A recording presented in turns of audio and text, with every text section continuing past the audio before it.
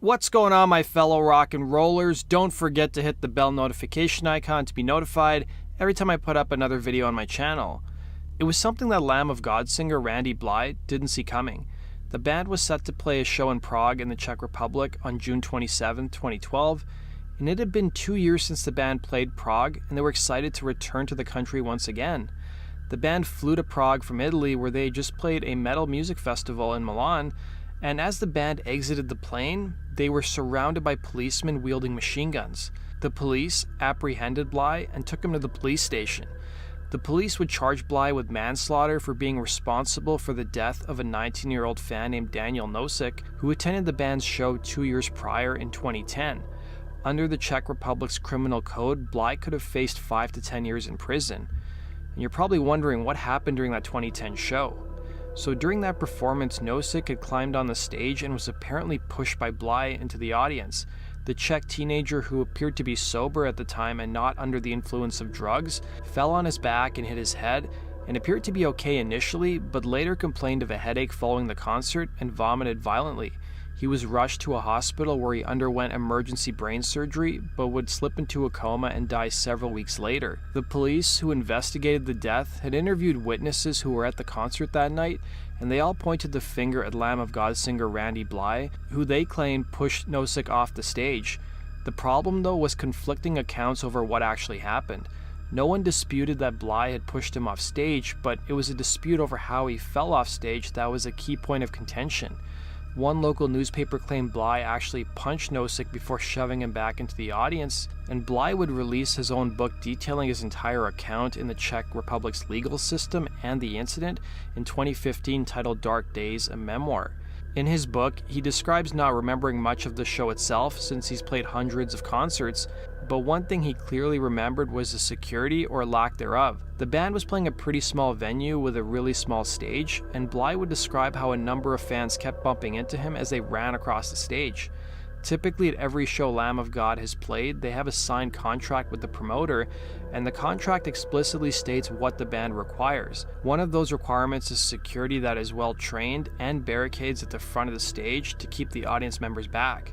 Blythe would reveal that security is one thing that's never compromised for a show despite the promoter's budget, but that night in Prague was different.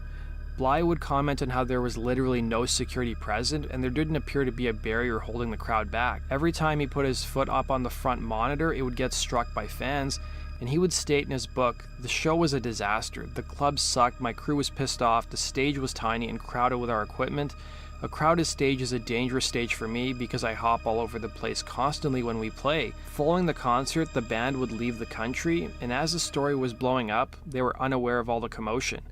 Following Blythe's arrest in 2012, the Czech state attorney filed a motion to keep Blythe in police custody after claiming the singer was a flight risk. Several hours after the motion was filed, the judge overseeing the case gave Blythe some hope by setting the possibility, but not guarantee, of bail at $200,000 US. The band's lawyer and management team paid the money immediately, but under Czech law, once the bank receives the bail money, it's up to the state to determine whether he can be released. And due to national holidays occurring around the time of July 3rd, when the money was deposited, the courts were closed. The attorney would reject the bail amount 5 days later, and Blythe would remain in a Czech prison. And things only got worse for the singer. On July 17th, almost 20 days after the arrest, 3 judges from Prague's municipal court made a ruling siding with the state attorney and now doubled the bail amount to $400,000 US. To make matters worse, the state attorney also filed a motion requiring Randy to remain in the country and report to a parole officer on an ongoing basis until he went to trial. The motion, though, would be rejected, and finally Blythe would be released from prison on August 2nd. The next day, the singer would fly back to the US, but promised the Czech government he'd return for the trial. And Blythe could have easily put the whole matter behind him by not returning to the Czech Republic to face trial, because the US government wasn't cooperating with the Czech authorities at the time. But to really show the quality of his character, Randy lived up to his promise and returned to the Czech Republic almost 6 months later. The trial would begin on February 4th, 2013 and would last for almost a week. Upon taking the witness stand, Blythe would tell the panel of judges he was nearsighted and frequently performs without glasses, so he couldn't see who from the audience came on stage. Blythe would claim that a fan jumped on stage and waved his hands at the singer, and Blythe pushed him back to the crowd. The same fan again came onto the stage and tried to hug the singer, and Blythe claimed he acted in self-defense and pushed him back into the audience again. Following this incident, Nosek climbed up onto the stage, and Blythe thought he was the same fan who approached him twice before and pushed him back into the audience, thinking the crowd would break his fall, but tragically they didn't. The judge's verdict came on March 5, 2013, when they determined that while Randy was morally responsible for Nosek's death, he was not criminally liable. They placed a majority of the blame on the poor venue security. Randy would return home to the US following their decision, but the case wasn't done yet, as the state attorney could still appeal the decision to Prague's higher court, and that they did. The state attorney appealed the lower court's decision, and the 3 judges in the higher court reviewed the case without Randy being present, but in the end, the higher court upheld the ruling and Blythe was exonerated. Following this whole ordeal, Blythe would have some really wise words about how he empathized with the family, as he stated in this clip. And when you came back, when released on bail, you didn't have to go back. People, I understand, told you don't go back. Yes, everyone and their uncle told me not to go back. You know, I would have never been extradited. The United States government didn't cooperate with an investigation that the Czech government wanted at first. They just said this isn't worth our time, but they never informed me of any of this. So, but for me, you know, it just felt like the right thing to do. Mm-hmm. It's just I had to follow my inner moral compass.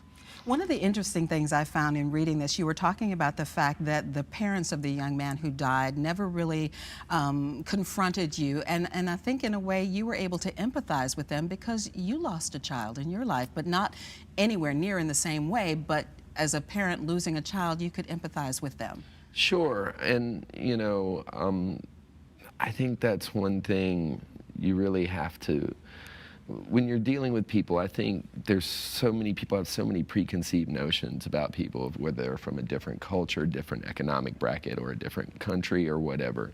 I think you have to look for things you can empathize with people with, because I tour around the world all the time. Mm-hmm. And what I've discovered is that people are the same everywhere. If you can find some sort of commonality, whether it be in tragedy or in something you both enjoy, you can have empathy for this person. You can try and understand them. The world might be a better place if people tried to understand each other. It's a shocking idea, I know, but, you know. That does it for today's video, guys. Thanks for watching. Let me know your thoughts on this entire incident, and do you think he should have been held criminally liable? Let me know in the comment section below. And if you guys have suggestions for future topics, let me know in your comments as well. Take care.